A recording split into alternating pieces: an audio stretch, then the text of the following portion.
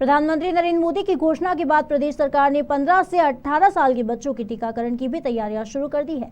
चिकित्सा शिक्षा मंत्री विश्वास सारंग ने बताया कि 3 जनवरी से 15 से 18 साल के बच्चों को वैक्सीन लगाई जाएगी और प्रदेश सरकार पूरी तरह से तैयार है। एक बार बैठक कर इसकी पूरी रणनीति बनाई जाएगी। साथ ही बुजुर्गों के लिए भी बूस्टर डोज को लेकर अब तैयारियां की जा रही है। सर प्रदेश में ओमिक्रॉन की दस्तक हो चुकी है, 8 पॉजिटिव पाए गए हैं। सर क्या कहां से मिले? देखिए, अभी मध्य प्रदेश में इंदौर में हमें 8 ओमिक्रॉन के पॉजिटिव केस आने की सूचना मिली है। एक सुखद बात यह है कि इनमें से 8 में से 6 पेशेंट पूर्णतः स्वस्थ होकर घर चले गए हैं। जो 2 हॉस्पिटल में हैं वो भी एसिम्प्टोमेटिक है, किसी भी तरह की उनको भी दिक्कत नहीं है। ये जो केसेस थे इनके हर तरह के प्रोटोकॉल का हमने पालन किया है।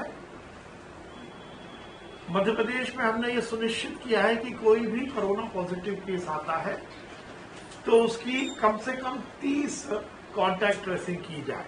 मतलब एक कोरोना पॉजिटिव के अगेंस्ट उससे मिलने वाले पहले 30 लोगों को कम से कम हम जरूर ट्रैक करेंगे। तो ये ओमिक्रॉन का जो पॉजिटिव केसेस आए हैं इनसे जुड़े हुए भी 30 लोगों को हमने पहले ही ट्रेस किया हुआ है। अभी स्थिति पूरी तरह नियंत्रण में है, कहीं कोई दिक्कत नहीं है। ये सुनिश्चित है कि उनमें से 6 लोग ठीक होकर घर चले गए हैं। जो बाकी 2 पेशेंट हैं वो भी एसिम्प्टोमेटिक है, उनकी भी तबीयत एकदम ठीक है। देखिए, अब जैसे जैसे रिपोर्ट आ रही है उसमें हम ये सुनिश्चित कर रहे हैं कोई भी बात होगी, जो भी रिपोर्ट आएगी उसकी इत्तला दी जाएगी। कहीं भी किसी भी तरह की पैनिक होने की बात इसलिए नहीं है कि हम जो भी कोरोना का प्रोटोकॉल है उसका पूरा पालन कर रहे हैं। आप जिनकी भी बात कर रहे हैं, चाहे वो भोपाल हो या मध्य प्रदेश का कोई भी कोरोना का केस, उस पर सब पर नजर हमारी है। उनकी कॉन्टैक्ट ट्रेसिंग हम पूरी तरह से कर रहे हैं। यदि वो होम आइसोलेशन में है तो उसकी भी हमारे पास इत्तला है। यदि वो हॉस्पिटल में एडमिट है तो उसकी भी हमारे पास पूरी सूचना है। इसलिए कहीं कोई दिक्कत नहीं है। हम केवल इफ एंड बट में बात करेंगे तो इस महामारी जिसमें हमें इस तरह की पैनिक क्रिएट नहीं करनी चाहिए, उसमें पैनिक क्रिएट होगी। इसलिए मैं निवेदन करना चाहता हूं, किसी भी तरह की गुमराह होने की जरूरत नहीं है, अफवाह में आने की जरूरत नहीं है।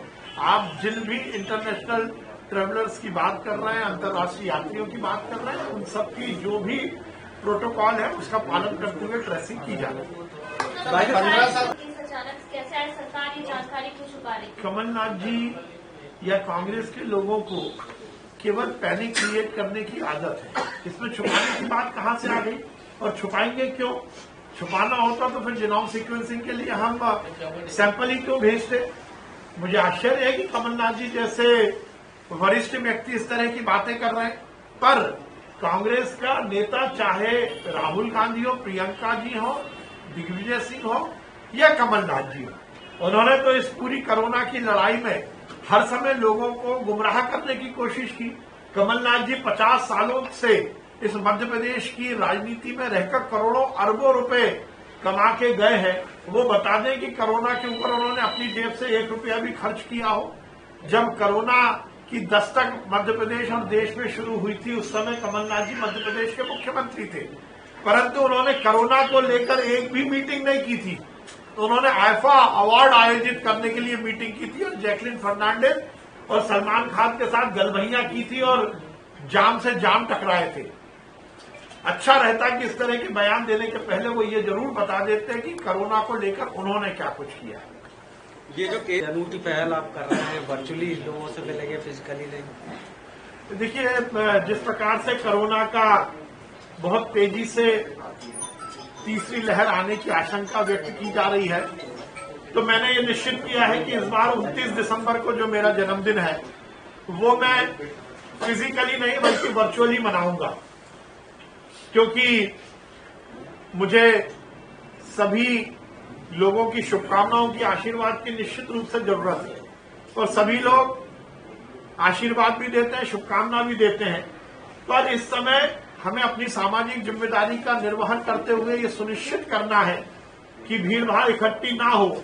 इसलिए मैंने ये निश्चित किया है कि 29 दिसंबर को मेरा जन्मदिन मैं वर्चुअली मनाऊंगा। Facebook, Twitter, Instagram, WhatsApp, SMS के माध्यम से मुझे जो शुभकामनाएं देंगे मैं उनका स्वयं उत्तर दूंगा। मैं वर्चुअली ऑनलाइन पूरी तरह रहूंगा, उपस्थित रहूंगा, ऑनलाइन उपस्थित रहूंगा। और 7772977728 नंबर मैंने केवल व्हाट्सएप के लिए ही अलग से निर्धारित किया है। तो मैं सभी से ही अनुरोध करूंगा कि 29 दिसंबर को मेरा जन्मदिन में जो शुभकामनाएं वो वर्चुअली दें। ऑनलाइन में पूरी तरह से पूरे दिन रहूंगा। फिजिकली इस बार हम जन्मदिन नहीं मनाएंगे।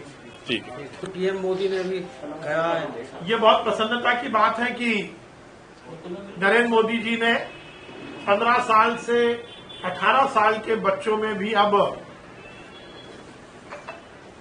वैक्सीन लगाने की सौगात दी है। 3 तारीख से यह वैक्सीन लगेगी। हमने आज उसकी तैयारियों के प्रथम चरण में मध्य प्रदेश में इस सेगमेंट के कितने हितग्राही होंगे उसकी सूचना ली है। और 15 से 18 साल के बच्चे मध्य प्रदेश में लगभग 49,27,835 हैं, जो हमें अभी सूचना मिली है। 3 तारीख से जो भी हमें केंद्र सरकार के दिशा निर्देश होंगे उस हिसाब से हम वैक्सीनेशन प्रोग्राम को निष्पादित करेंगे। माननीय प्रधानमंत्री जी ने एक बड़ी बात और कही है प्रिकॉशन डोज की। तो हेल्थ वर्कर और हमारे फ्रंट लाइन वॉरियर्स को भी प्रिकॉशन डोज की हम पूरी तैयारी कर रहे हैं। हमारे पास दोनों सेगमेंट की व्यवस्थित लिस्ट है। जिनको हमने दोनों डोज लगवाए हैं उनको हम प्रिकॉशन डोज जैसे जैसे दिशा निर्देश मिलेंगे हम उसको पूरी तरह निष्पादित करेंगे। जो प्रधानमंत्री जी ने 60 प्लस के लोगों को कोमॉर्बिडिटी के हैं उनको चिकित्सीय सलाह के बाद प्रिकॉशन डोज की जो बात की है उसमें भी हमने आंकड़ा निकाला है। लगभग 71,62,015 हमारे हितग्राही हैं जो 60 प्लस के हैं लगभग। तब उनको भी जैसे जैसे हमें निर्देश मिलेंगे उनको भी वैक्सीनेशन से जोड़ेंगे प्रिकॉशन डोज। सर जन्मदिन आ रहा है, में भी 10 लोग जो है विदेश से आए उनकी देखिए मैं सिर्फ निवेदन करना चाहता हूँ, लेट लतीफी को लेकर के क्या कोई लेट लतीफी नहीं है, कहीं लेट लतीफी नहीं है।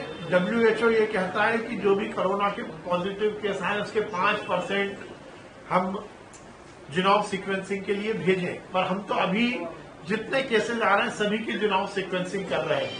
मैं विगत दिनों दिल्ली गया था, स्वास्थ्य मंत्री जी का मैं आभार व्यक्त करता हूं कि उन्होंने हमें 5 मशीनें देने का आश्वासन दिया है। और आज ही सुबह मेरी फिर से बात हुई है और हमें यह उम्मीद है कि दिसंबर के लास्ट वीक तक या जनवरी फर्स्ट वीक में हमें जीनोम सीक्वेंसिंग की मशीन मिल जाएगी।